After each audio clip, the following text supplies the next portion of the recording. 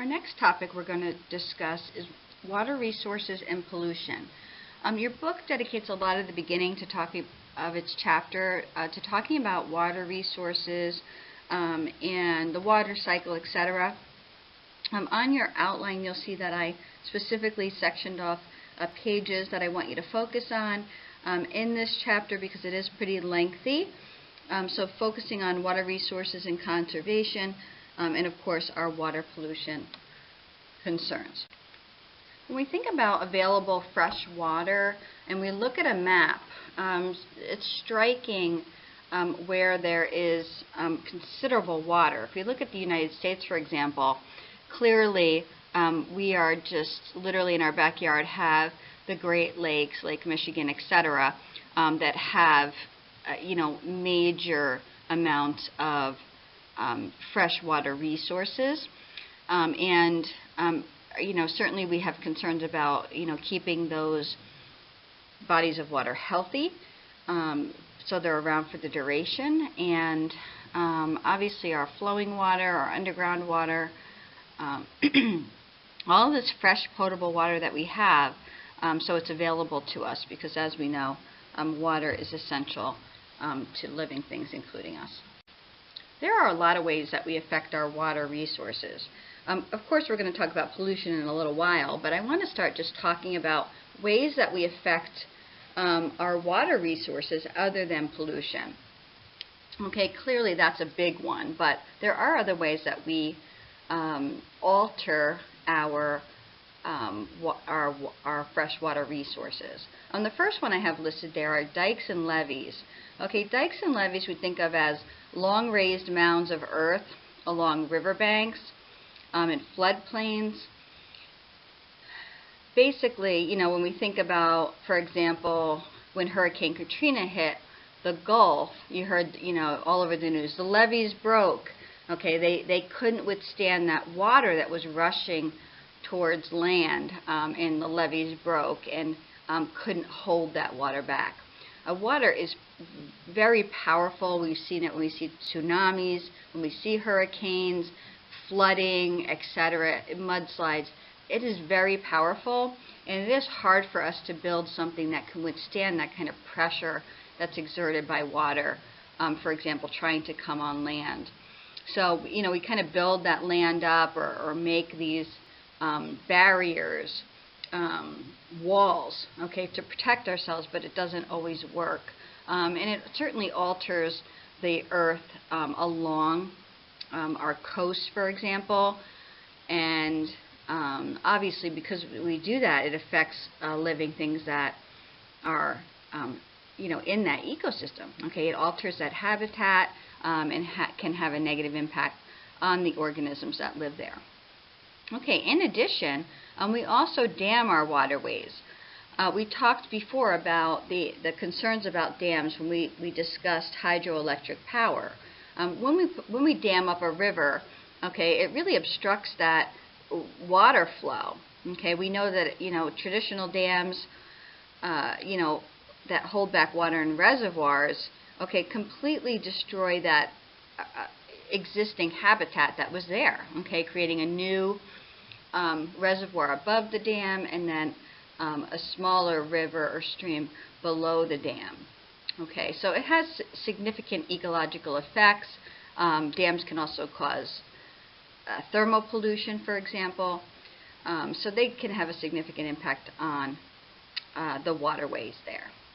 Okay, we also divert water from rivers or lakes for cities and agriculture where there might be a shortage.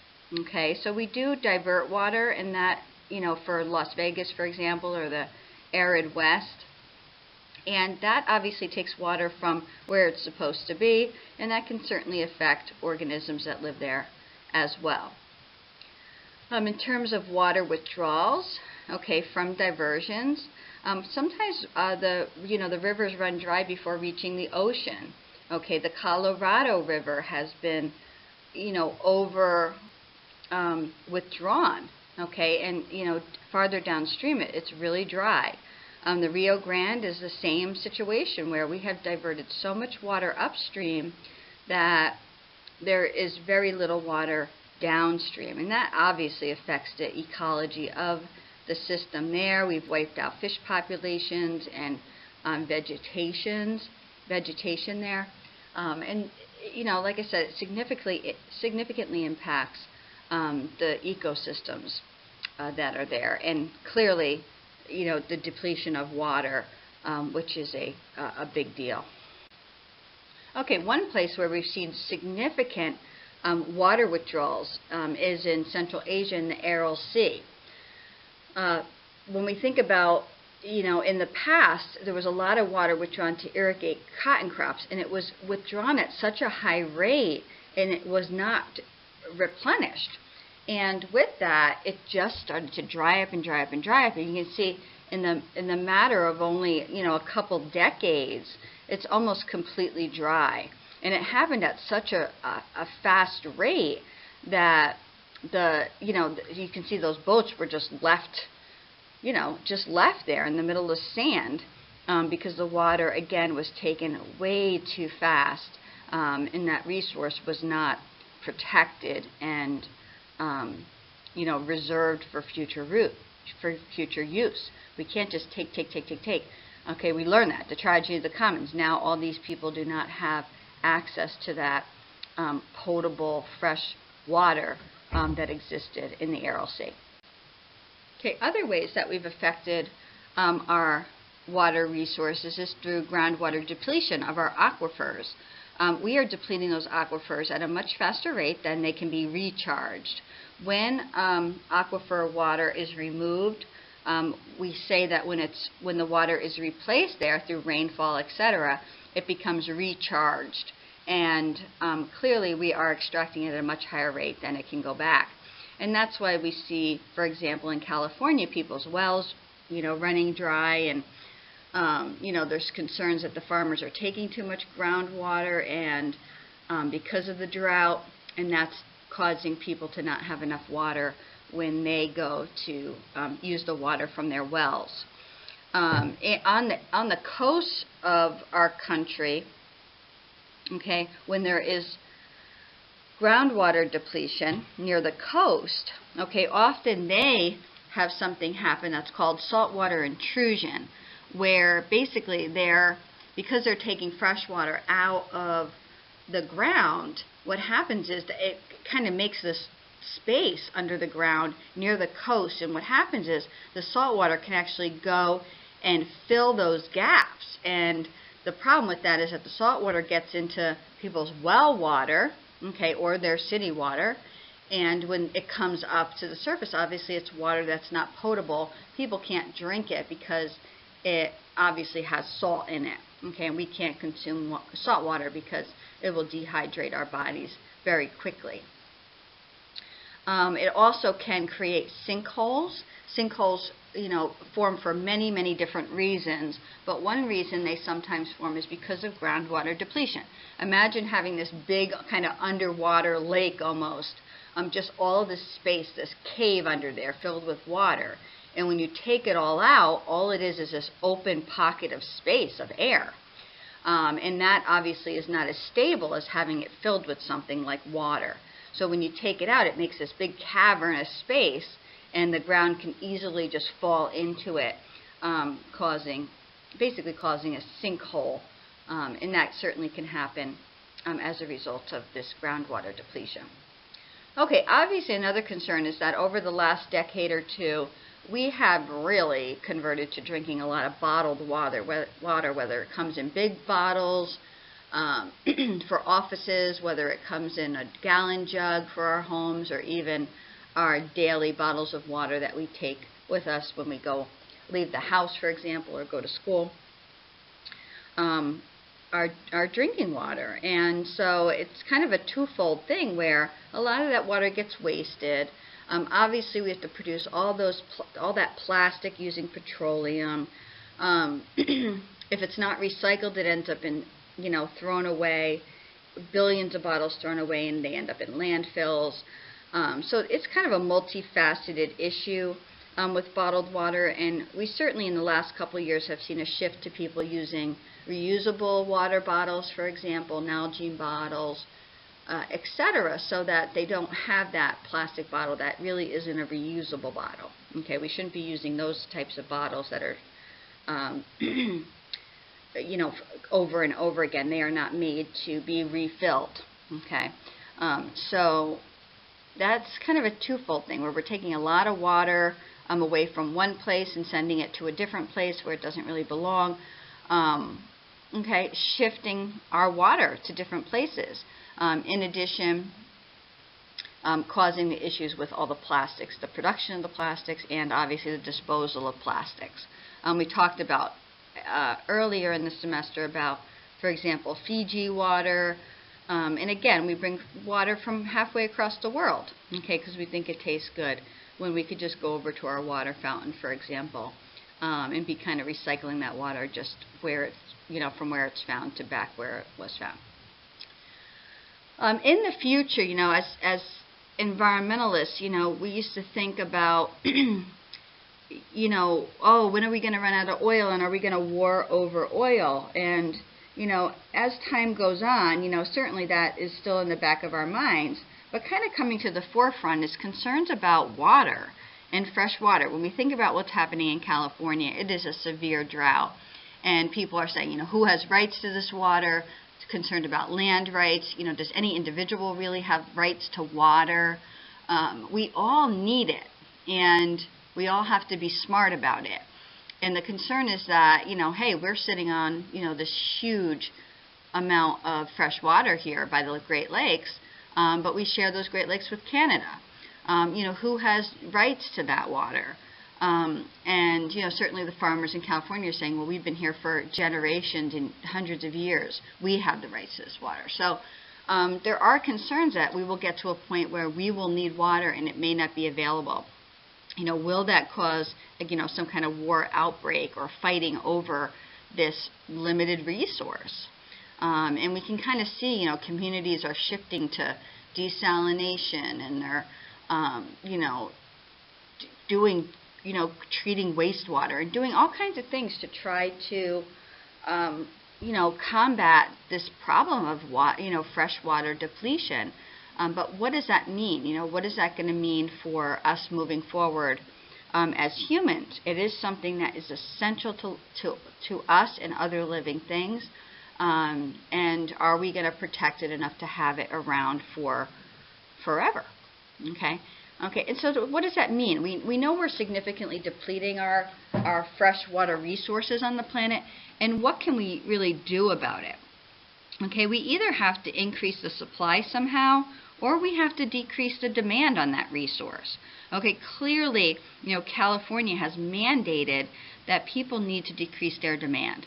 Okay, we have to be more conservative. We're not going to have green lawns. We can't wash our cars at home. Okay, there's things that waste a lot of water that are not essential to life. Okay, or growing food, for example. So California has put pretty strict restrictions on their communities to say, you know what, if you want water down the line, you have to cut back what you're using. And they are really in tough times, and they're pumping water and they're doing what they can to decrease their demand. But there are other communities out there and across the country that are finding ways to increase their supply. Okay, and one way is through desalination. And California coastlines, okay, are right obviously on the ocean, and they can do this. But there's a lot of drawbacks to desalination. Basically, that's the process of taking salt out of water. Okay, so we have this tremendous amount of water on the planet, but a lot of it is not potable.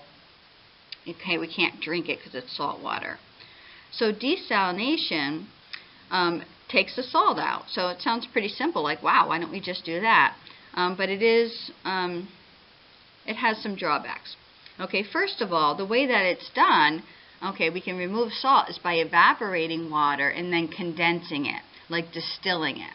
So basically you evap the water, the salt is left behind, and then you condense it. Like if you put water with salt in it on your stove and evaporated it, you'd have that salt left behind. Okay, so what we do is we evaporate it and then we allow it to condense, okay, separately, and basically that should be pure water. So we can do it. I mean, we've been doing it a long time, but not on massive, you know, massive scales. So to do it on a massive scale, it takes a lot of energy because you have to heat the water and then condense it. And you have to do that with a lot of water if you're going to supply water for a state, for example, or a community. So it's very energy intensive, and it's very costly. Okay, it's expensive economically, and it's expensive energy-wise. So communities are severely taxed if they have to put a desalination plant in, but sometimes they don't have an alternative. So that's their solution. There's also other communities out in California, San Diego, for example, that are really proposing that they put in a treatment plant for their wastewater. Okay, so we do treat our wastewater before we dispense it back into or discharge it back into our waterways. It has to be treated. The bacteria has to be removed, etc. Okay, all that water that comes from businesses and industry and homes has to be treated before we send it out into the environment. So it goes through a lot of different treatments that we'll talk about later in our conversation. But what they're planning to do is actually take that same water, okay, and instead of discharging it into the Pacific Ocean, recycling it back to homes. But first they would have to treat it even more, okay, to make sure that it is safe for human consumption. And this has definitely an ick factor. People think, oh my goodness, what comes out of my toilet? I don't want that coming back into my house. Okay, but we may not have other options for that. Okay, some communities have already converted to this method. It is safe. It is completely clean. And if you think about it, if we discharge our wastewater after we treat it to our rivers, and then downstream another community takes that water in, treats it, and sends it out to homes, really what is the difference? Okay, so, they're saying we have this tremendous resource. We have all this water we're just dumping into the oceans. Why don't we take that water and turn it back into potable water? Okay, but again, some people get really grossed out by that. But it's, again, there's things that have to be done, and we have to figure out, either we're going to decrease how much we use, or we're going to increase, the amount of water that we have. Okay, another way that we are affecting our waterways, the last thing I'm going to talk about before we shift our conversation to pollution, is the emptying of our oceans. Okay, our over-harvesting of our organisms out of the oceans. Okay, we know that when we decrease the biodiversity in ecosystems, it makes them more sensitive to some kind of disturbance.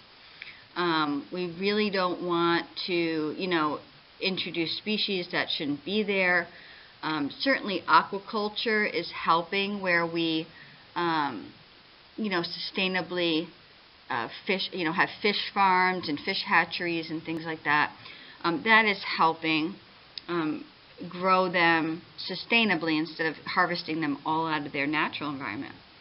And there's certainly ways we can purchase sustainably harvested organisms or aqua-farmed or aquacultured organisms.